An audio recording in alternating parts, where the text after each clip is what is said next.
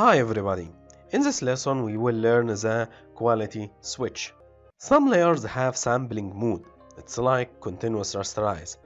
And we have three qualities: the standard quality, and the draft quality, and the curve quality. Let's now see. This is the quality switch. Let's zoom in. Here the standard mode, which is the default mode. If you turn it to this curve mode, it increases the quality of the layer 4 times, especially when scaling it up. And this is the draft mode. As you see, the layer became more crisp and it lowers the quality of the layer. In fact, it doesn't sharpen the image or increase the quality, but it's better with animation, especially when scaling.